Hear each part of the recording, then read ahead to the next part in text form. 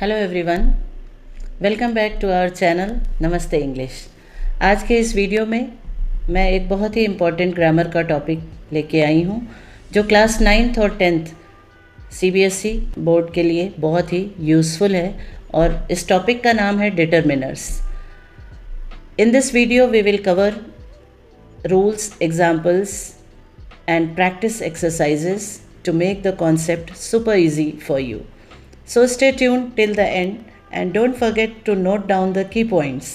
So get ready with your pen and notebook. Let's begin. First of all, we should know that what are determiners. हमें ये जानना ज़रूरी है determiners होते क्या हैं, तभी हम उसका सही यूज़ कर सकते हैं। जैसा कि शब्द से पता चल रहा है, डिटरमाइन से डिटरमिनर बना है। डिटरमाइन वर्ब है जिसका मतलब होता है किसी भी चीज़ को डिसाइड करना, तय करना, निश्चित करना। तो डिटरमिनर्स जो होते हैं वो ऐसे वर्ड हैं जो नाउन से पहले यूज़ किए जाते हैं। इनकी पहचान भी जानना ज़रूरी है कि नाउन से पहले यूज़ करना है इन्हें। दे show whether the noun is specific और जनरल। वो ये बताते हैं कि नाउन स्पेसिफिक है, स्पेशल है या जनरल है। एग्जाम्पल देखिए, डिटरमिनर्स वाले वर्ड हैं अ, द, सम, माई, मैनी। इनसे आप सेंटेंसेस अगर बनाएंगे तो this is a bag, the dog was running, some of my friends, my car, this is my car, many people gathered. तो कोई भी सेंटेंस आप बनाइए, लेकिन ये याद रखिए डिटरमिनर्स की जो सबसे बड़ी पहचान है कि ये नाउन से पहले यूज़ करना है। Understanding determiners help in clarifying the quantity, position और स्पेसिफिक इंस्टेंस ऑफ नाउन।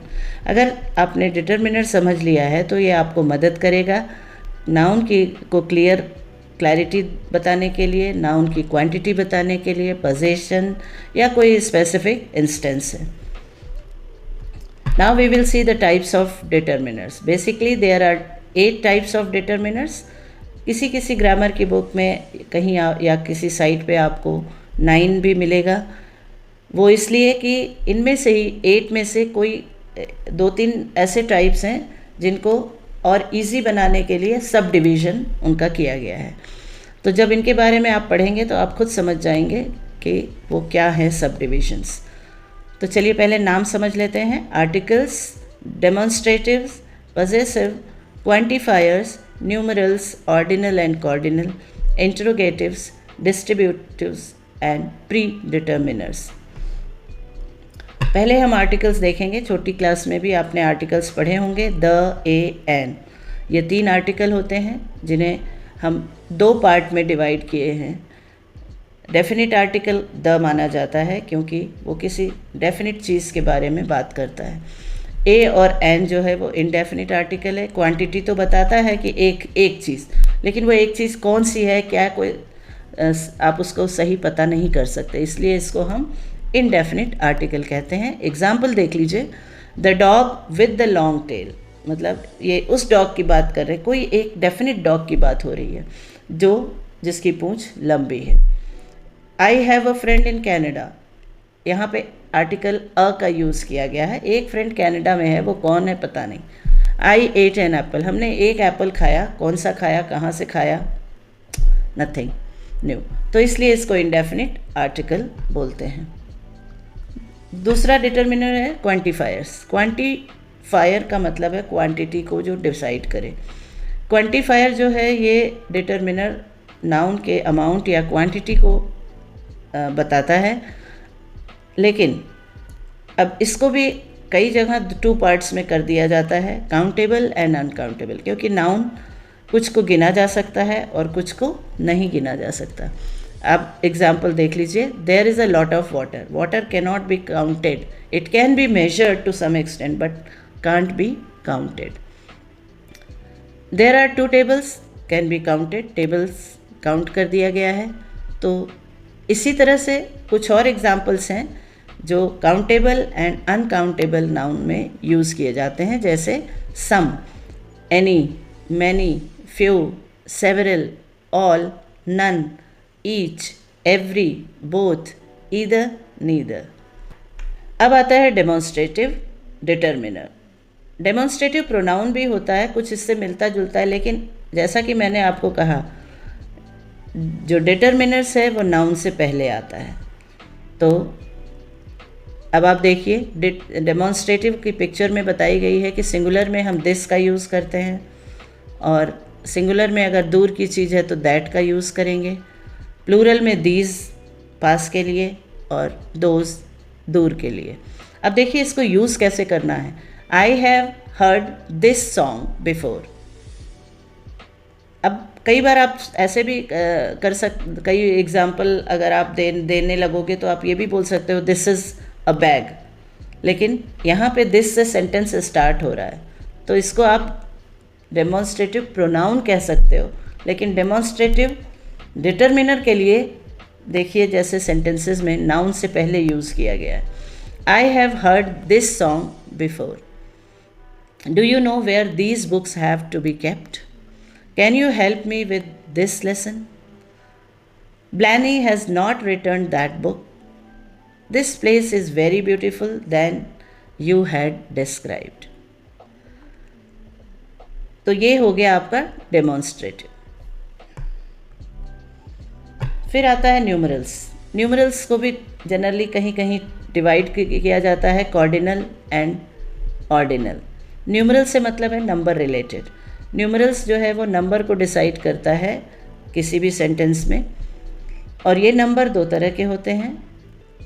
पहला है जिनको हम कॉर्डिनल बोलते हैं, जैसे 1 2 3 4, और सेकंड जो होते हैं वो पोजीशन को बताते हैं, जैसे फर्स्ट सेकंड थर्ड, ये ऑर्डिनल नंबर हो जाते हैं।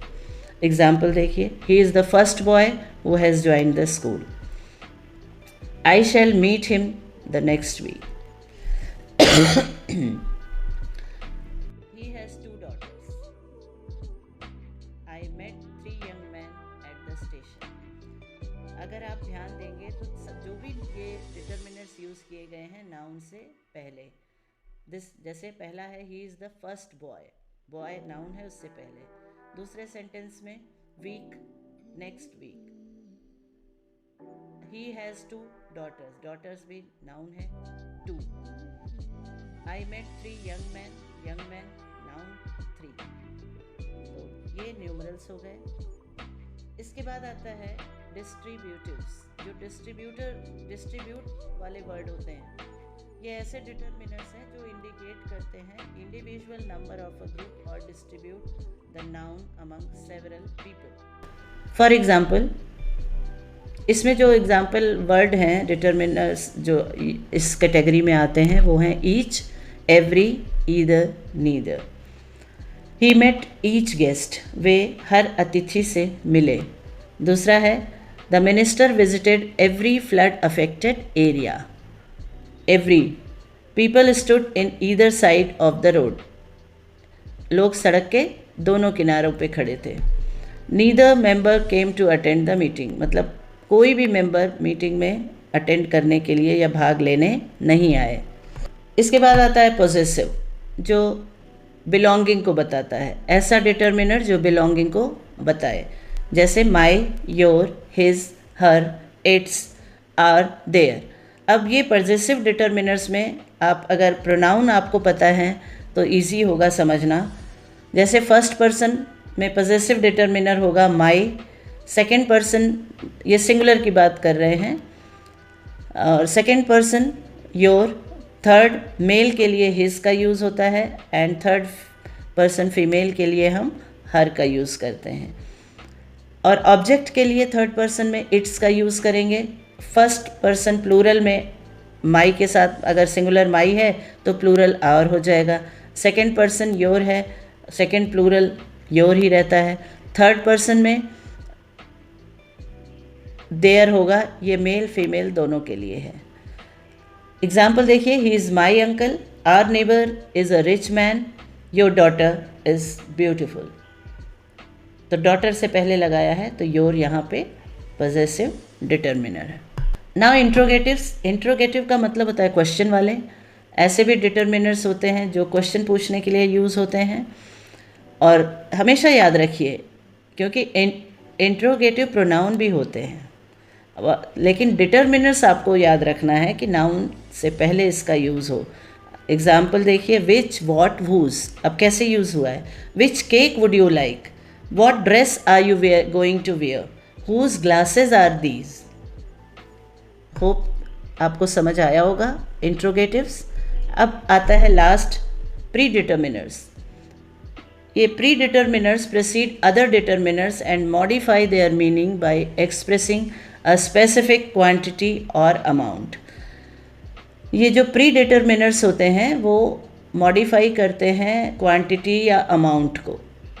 जैसे पहला है, it was quite a shock. यह काफ़ी बड़ा सदमा था। क्वाइट अ शॉक, शॉक जो है वो आपका नाउन है, उसके पहले quite a shock. He has rather a pleasant personality, a pleasant personality noun है, तो रादर जो है यहाँ पे प्री डिटर्मिनर्स है। He has such a beautiful wife, such यहाँ पे प्री डिटर्मिनर्स है। What a lovely day, lovely यहाँ पे प्री डिटर्मिनर हो गया डे से पहले। She is such a beautiful women, you can't imagine what an incredible meal I just ate. Meal के पहले जो वर्ड है इनक्रेडिबल, ये आपका प्री डिटर्मिनर्स है। I have had such a good time today. तो ये थे डिटर्मिनर्स। अब यहाँ पे कुछ प्रैक्टिस क्वेश्चंस हैं जिन्हें आप कर सकते हैं। आंसर इसका हम डिस्क्रिप्शन बॉक्स में डाल देंगे। You can tally your score and you can give your score in comment box also. If you tag me, I can reply. So that's all about determiners, one of the most important grammar topics for your exam. Students, remember, determiners always come before noun and make the meaning more clear. I hope the rules, examples and practice questions we discussed will help you to score better in your exam. All the best. So if you find this video helpful, don't forget to like, share and subscribe to our channel Namaste English for more grammar topics.